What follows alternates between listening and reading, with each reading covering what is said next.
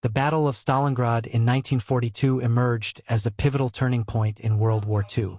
It was one of the longest and most fiercely fought battles in history. For 5 months, German and Soviet troops engaged in relentless combat, fighting each other street by street, building by building, and even room by room. The battle led to the annihilation of an entire German army, a loss that would leave a gap the Wehrmacht was never able to recover from. The Soviets, leveraging their numerical superiority, ultimately emerged victorious, setting the stage for the eventual end of the war. Stalingrad became a white-hot crucible where victory belonged to those who could adapt their strategies to the brutal and constantly shifting realities on the ground. The battle began on August 23, 1942, with devastating airstrikes from the German Luftwaffe, which at the time was the most powerful air force in the world. It ended with the humiliating defeat of the German forces on February 2, 1943. The battle vividly illustrated the complexities and brutalities of urban warfare, where every inch of ground came at a tremendous cost. The losses on both sides were staggering. However, the most significant outcome of the Battle of Stalingrad was the marked decline of the Nazi army and the shattering of their myth of invincibility. The battle provides many valuable lessons, especially concerning the conduct of warfare in urban environments, making it a topic worthy of reflection for military strategy and history. Background of the battle. Betraying his dictator ally, Joseph Stalin, Adolf Hitler launched a massive offensive, codenamed Operation Barbarossa, at dawn on June 22, 1941. Hitler's ambition was to conquer the Western Soviet Union, with the aim of repopulating the conquered lands with Germans, using the captured population as a slave labor force for the Axis war effort, and seizing the oil reserves of the Caucasus and the agricultural resources of Soviet territories. Despite the failure of the operation to decisively defeat the Soviet Union in a single campaign, by the spring of 1942, the Wehrmacht had captured vast expanses of territory, including Ukraine, Belarus, and the Baltic republics. By that time, the Germans had established their front along a line from Leningrad in the north to Rostov in the south. Encouraged by their initial success, Army Group South was ordered to spearhead a renewed offensive, codenamed Operation Blue, in the summer of 1942. This offensive was directed towards the Caucasus, an oil-rich zone in the southern part of the Soviet Union, with the goal of annexing Baku, located in present-day Azerbaijan, and opening a gateway to the Middle East. The operation was to involve the German 6th, 17th, 1st Panzer, and 4th Panzer armies. However, Adolf Hitler intervened and diverted the effort towards capturing the city of Stalingrad.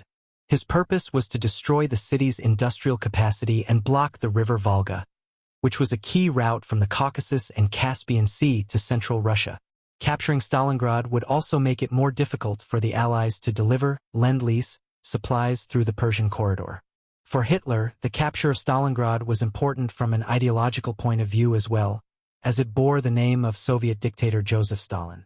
As a result, Army Group South was split into two: Army Group South A, consisting of the 17th Army and 1st Panzer Army, was to advance towards the Caucasus, while Army Group South B, consisting of the 6th Army and 4th Panzer Army, was tasked with moving east towards Stalingrad.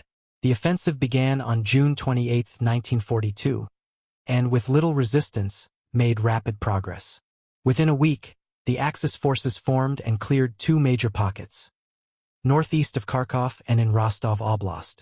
However, in late July, the Germans encountered stiff resistance from the Soviet bridgeheads west of Kalach.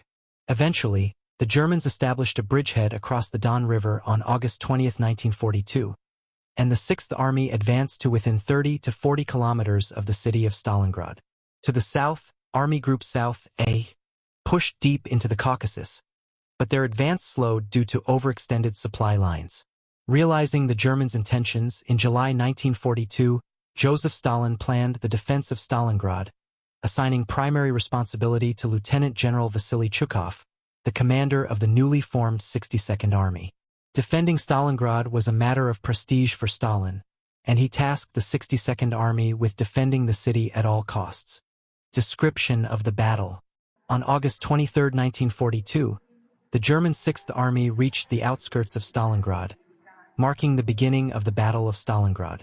The battle commenced with a heavy bombing of the city by the German Luftwaffe, reducing much of Stalingrad to a vast landscape of rubble and charred ruins. The Luftwaffe, with complete control of the skies, also rendered the river Volga unusable for Soviet shipping, cutting off a key supply route. In response, Stalin urgently mobilized all available forces to the east bank of the Volga, even sending troops from distant Siberia. Civilians, including women and children, were pressed into service to prepare the city's defenses, and many of them were sent into battle, often without rifles. By the end of August, Army Group South B had reached the Volga both to the north and south of Stalingrad, effectively encircling the city. The Soviet armies launched 2 offensives in early September to repel the Germans, but both failed. The Soviet 62nd and 64th armies anchored their defense within the city, transforming houses, factories, and other buildings into fortified strongpoints. The fighting in the ruined city was intense and desperate, with both sides suffering heavy casualties. Stalin's infamous Order No. 227, which declared not a step back, and there is no land behind the Volga, enforced extreme discipline among Soviet troops. It is estimated that around 14,000 Red Army soldiers were executed for violating the order, a measure taken to maintain strict discipline. As a result, despite their advances, the Germans pushing forward into Stalingrad encountered fierce Soviet resistance and suffered heavy casualties in the brutal urban combat. Operation Uranus, the Soviet offensive.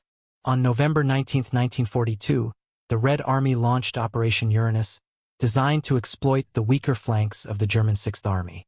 3 Soviet armies attacked the northern flank of the Sixth Army, eventually overwhelming the outnumbered, exposed, and poorly equipped Romanian Third Army. On November 20th, 2 additional Soviet armies launched a second offensive to the south of Stalingrad against the Romanian Fourth Army. The Romanian infantry, lacking sufficient anti-tank defenses, was quickly overrun by large numbers of Soviet tanks. According to the Soviet plan, the forces advancing from both the north and south of Stalingrad continued their assault, completing a pincer movement. On November 23rd, the 2 Soviet forces met at the town of Kalach, successfully encircling the German Sixth Army inside Stalingrad. Approximately 265,000 Axis troops, including around 40,000 Soviet conscripts and volunteers fighting for the Germans, were surrounded.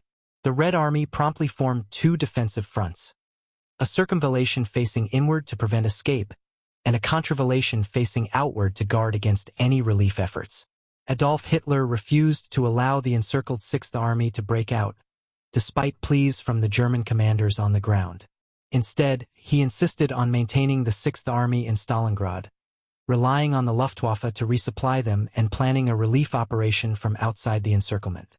However, the Luftwaffe, far below the required minimum of 500 tons of supplies per day, managed to deliver only an average of 85 tons.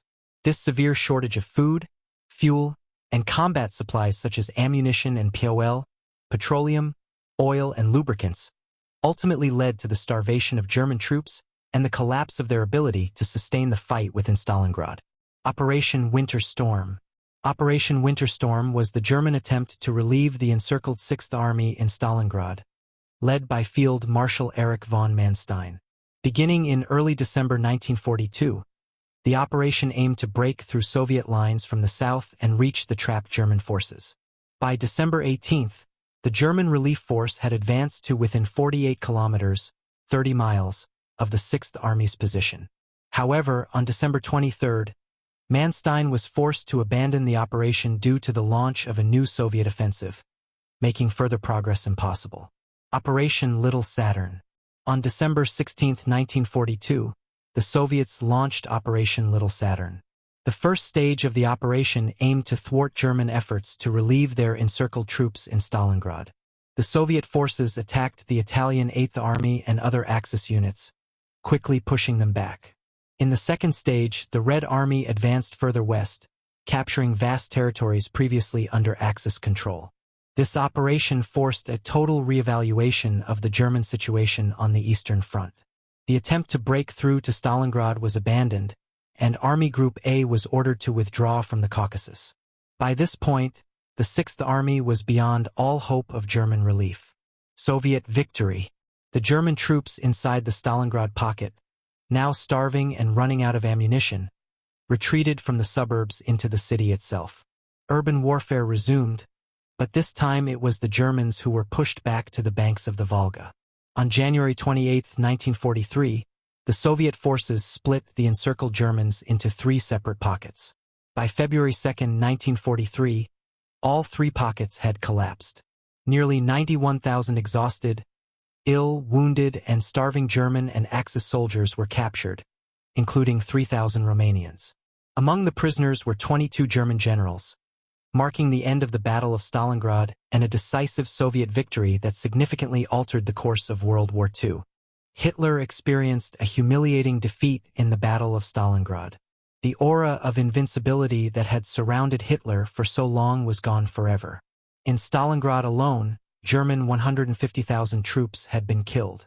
90,000 more made their long, slow journey into the prison camp. Only 5,000 of them ever returned home. Although his city lay in ruin, Stalin had won. But victory had come at a terrible price.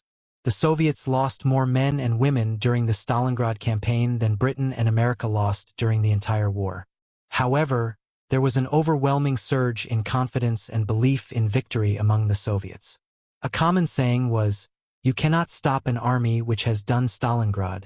In recognition of the determination of its defenders, Stalingrad was awarded the title Hero City in 1945. A colossal monument called the Motherland Calls was erected in 1967 on Mamiev Kurgan, the hill overlooking the city where bones and rusty metal splinters can still be found. Stalingrad was the battle that marked the beginning of the end for Nazi Germany.